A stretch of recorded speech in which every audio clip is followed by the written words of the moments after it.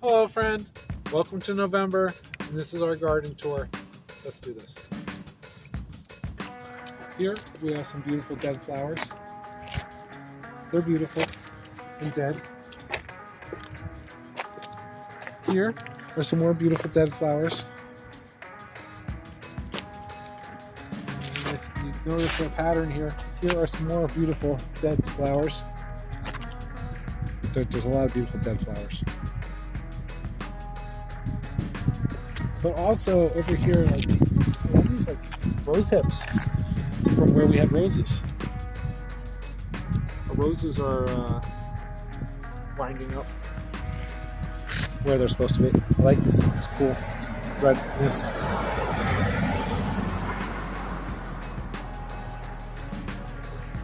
Roses aren't all dead yet. You still got leaves on them. Our little crabapple tree's still doing pretty good.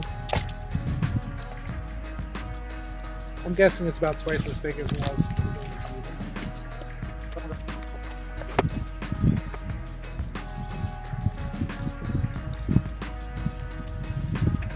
There are some things that I expected to stay alive through the chilly season, like the brassicas, because the brassicas are just cold weather things. They'll probably stay alive as long as they can. Like this here kale.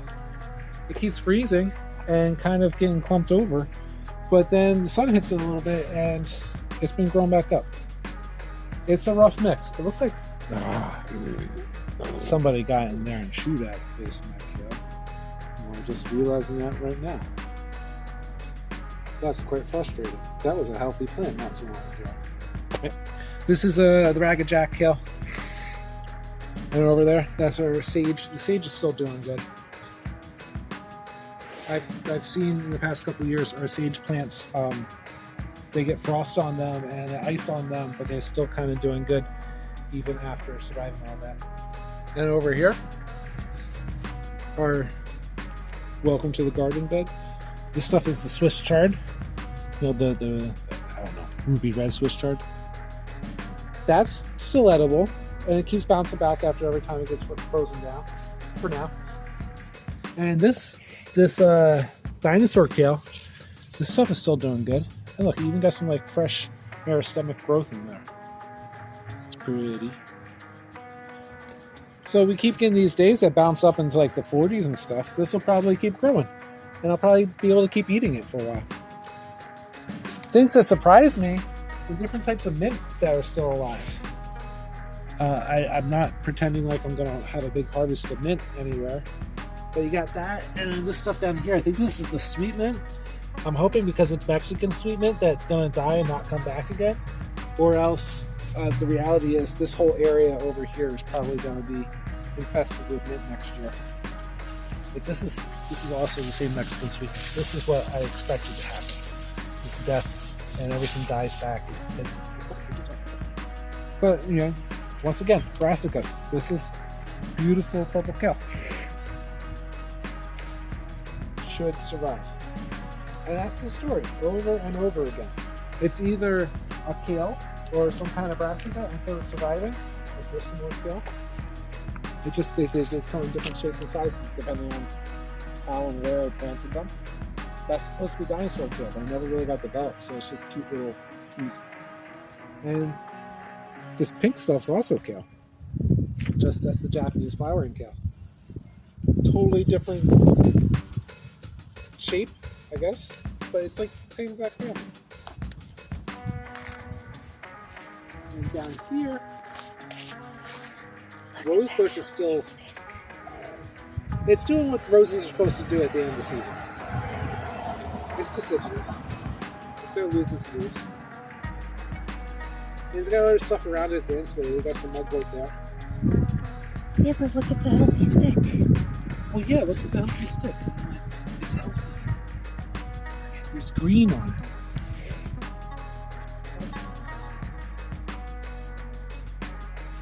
Pretty dead things. Pretty dead things that went to seed.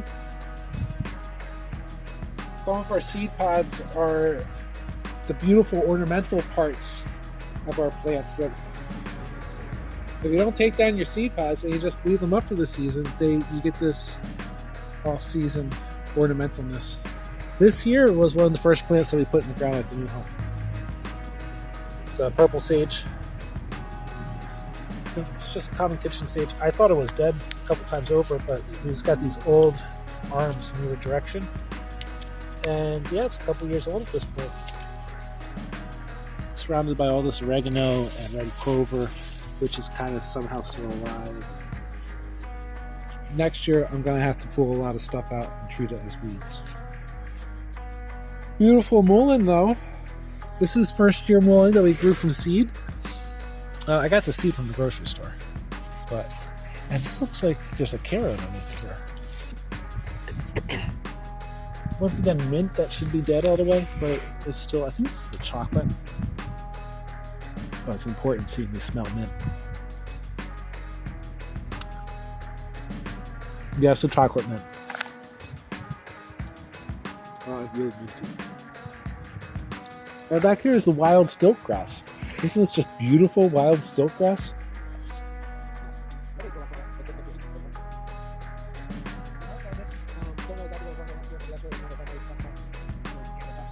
And these chives over here, these are just beautiful. They're gonna flower again. I like that they took over this corner, but they're grass. They'll die down.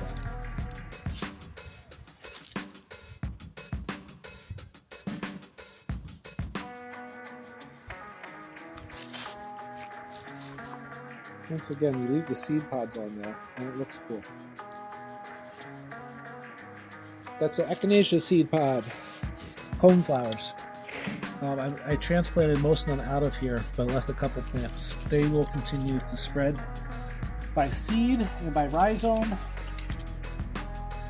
And all this down here is pink lady slipper radishes, which a lot of them didn't develop well, but we're going to pick one and make up for the carrot we didn't pick before. Because that's a good radish. It's got like a second radish. Dingus radish.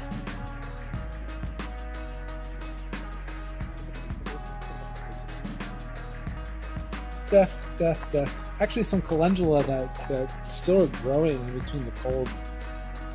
I don't understand why. We had too much calendula everywhere this year, along with the little golden tomatoes. And this blue kale is the only stuff that I understand why, because I planted too much of that myself. So we're going to try and make up for that by not doing it again next year. Now that everything's dying down, you can see those purple leaves? Those are all beets. But they're like the carrots. You can leave them. I might throw a little mulch over them. You can leave those and let them grow next year. Unfortunately, same with these kale plants. If we don't really do anything and they don't die entirely, the kale and the beets will all be here next year. Maybe that's next year's kale.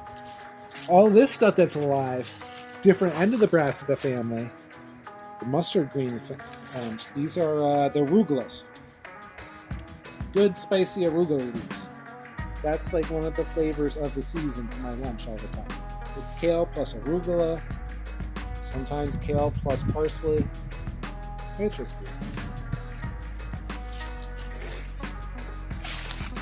Sleeping strawberries.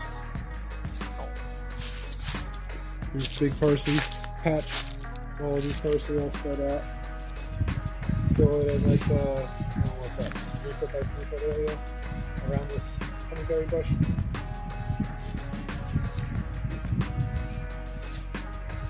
And check out the vine. Raspberries. Next year we should have a lot of delicious raspberries on this vine. Because next year's berries will grow from this year's growth, and we got a good couple feet of growth of that grow. Same with all this grapes. All this down here, all the way down to here, we should have grapes on next year. This year we grabbed one bunch of grapes, but that's a good, what's that, 12 feet, 15 feet of vine. Should have lots more grapes next year. Now, before we go too far that way, look at these calendula. See what I mean? They're like, look how alive that is.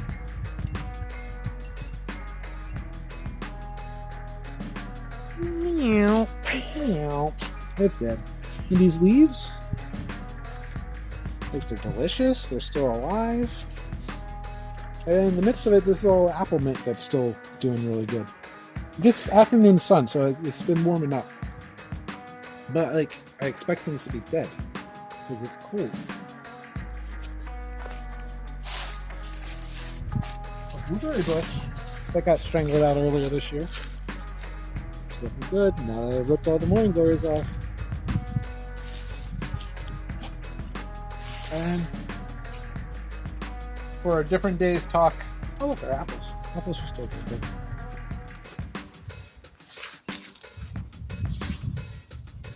We'll have to buy another apple tree next year. This here, this is English ivy. This is like, this is one of those story arcs where it used to be a villain, but now it's going to be a co-worker, an ally.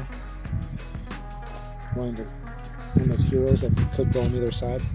We're going to let the English ivy take over here and grow up over here, over the canopy, so that we have year-round coverage, because English ivy is a evergreen.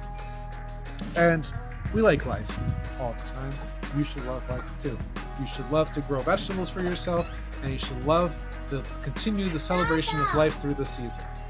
Thank you for watching, for walking through the garden. Not a lot's alive, but that's what happens in November. And I might not do another garden tour for a while. We'll find out. You're still watching, so that's cool. Peace out, Fish Trap.